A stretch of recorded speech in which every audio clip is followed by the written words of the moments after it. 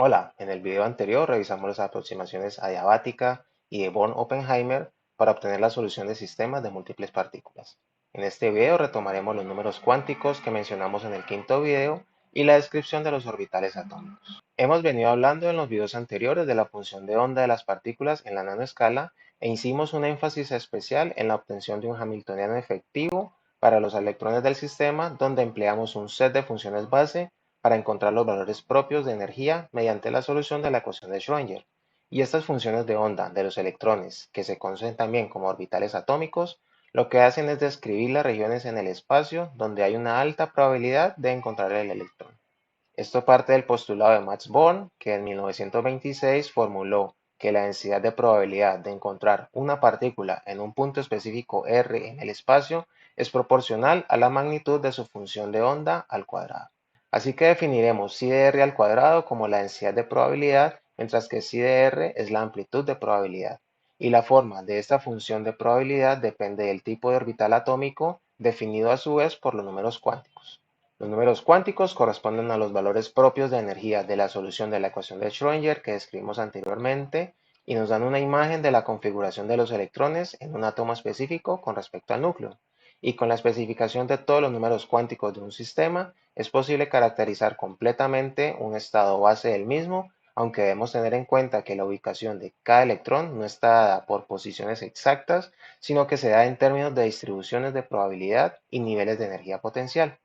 Y para ello, cada electrón debe ser descrito por tres números cuánticos, n, l y m sub l, y con ello especificar la función de onda del electrón según el orbital particular de interés. Existe también un cuarto número cuántico, m sub s, que especifica la cantidad de electrones que pueden ocupar el orbital. De esta forma, el primer número cuántico n, se conoce también como número cuántico principal, es un entero positivo que especifica la energía de un electrón y el tamaño del orbital atómico, así que nos da una idea de la distancia relativa del electrón con respecto al núcleo, donde veremos un pico en la gráfica de distribución de probabilidad para la distancia donde tenemos una mayor probabilidad de encontrar el electrón. Y veremos en un momento que entre mayor sea el valor de n, mayor será también la distancia promedio del electrón con respecto al núcleo. Esto será importante porque en la medida en que el electrón se encuentre más alejado del núcleo, menor será la energía de atracción y con ello más fácil de removerlo del átomo.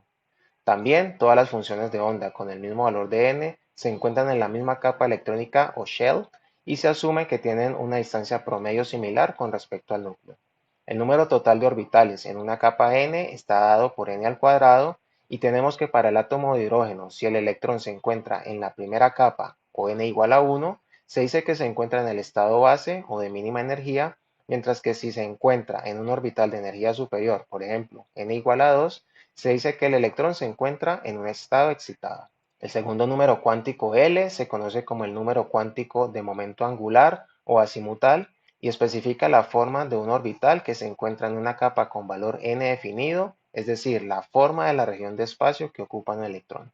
Los valores posibles de L dependen de n y pueden ir desde 0 hasta n-1, y esta descripción nos ayuda a dividir la capa de energía definida por n en subcapas que típicamente se identifican con el código de letras que vemos en la tabla para evitar confusiones con n. Por eso, para n igual a 1 tenemos un solo número azimutal posible que sería 0 y que identificamos con la letra S. Para n igual a 2 tenemos dos conjuntos de subcapa, L igual a 0, identificado nuevamente con la letra S, y L igual a 1, identificado con la letra P, y así sucesivamente. Y continuando con la nomenclatura, identificaremos esta subcapa con n igual a 2 y L igual a 1 como 2P, y en otro ejemplo, con n igual a 3, donde podemos tener subcapas con L igual a 0, 1 y 2, identificaremos la primera subcapa, L igual a 0 como 3S, y así sucesivamente.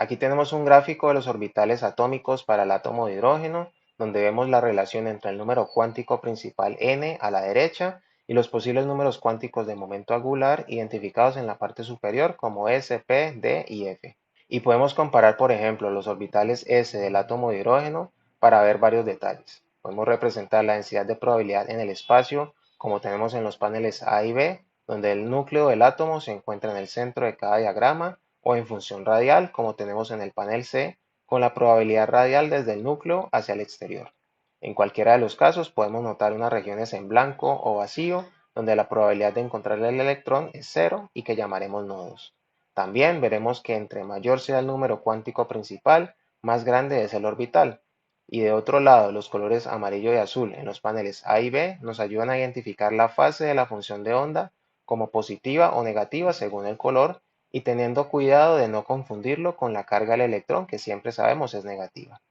Y en el panel C es particularmente útil para determinar la distancia más probable del electrón con respecto al núcleo según el pico de cada función y que vemos se va desplazando hacia la derecha, es decir, se encuentra más lejos del núcleo a medida que el número cuántico principal incrementa. Sin embargo, tenemos también una pequeña probabilidad de que el electrón se encuentre más cerca del núcleo en los orbitales 2s y 3s, según vemos en los picos de cada función a menor distancia del núcleo. El tercer número cuántico, m sub L, corresponde al número cuántico magnético y especifica la orientación en el espacio de un orbital con energía n, con forma L y con respecto a un campo magnético aplicado.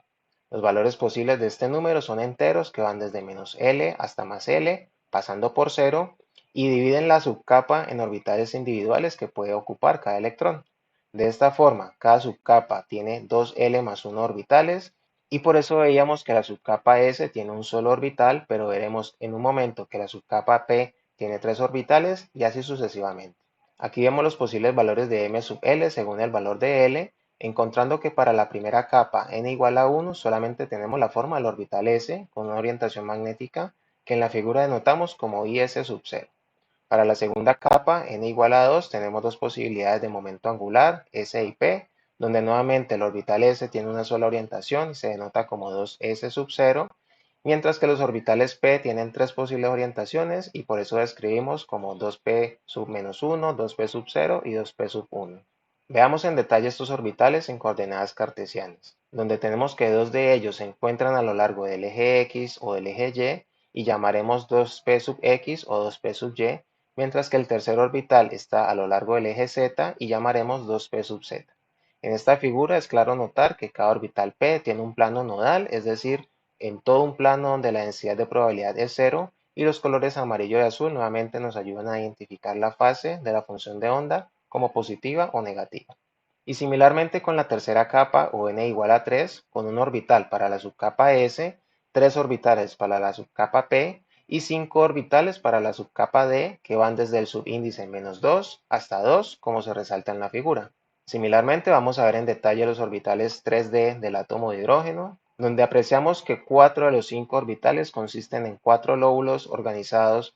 en un plano que se intersecta con dos planos nodales. Estos orbitales tienen la misma forma pero distinta orientación, mientras que el quinto orbital que vemos a la derecha tiene una forma diferente, pero que es matemáticamente equivalente a los otros cuatro. Y nuevamente caracterizamos la fase de la función de onda con el color amarillo para signo positivo y azul para el signo negativo. El cuarto número cuántico, o m sub s, está relacionado con el grado de libertad del electrón de acoplarse a un campo magnético que se conoce como spin y que tiene valores de más un medio o menos un medio, de acuerdo con el experimento de Stern-Gerlach en 1922, donde se observó que un haz de átomos de plata dirigidos hacia un campo magnético inhomogéneo eran forzados a exactamente dos haces en la pantalla de detección, como se indica en el numeral 5, contrario a la predicción clásica que se muestra en la dispersión del numeral 4, usando elementos magnéticos con orientación aleatoria. Y este número especifica una de las dos orientaciones del eje de spin del electrón que usualmente se denotan como spin arriba o spin abajo.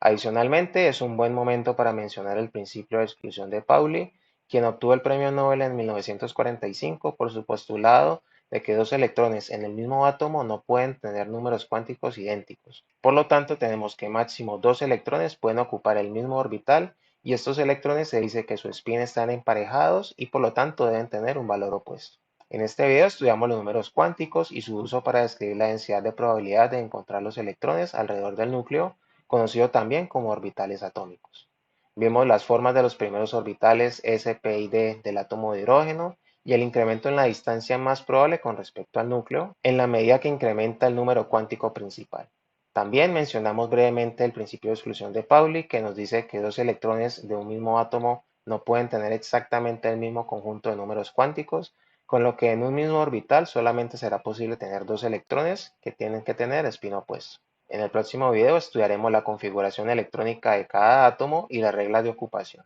Saludos.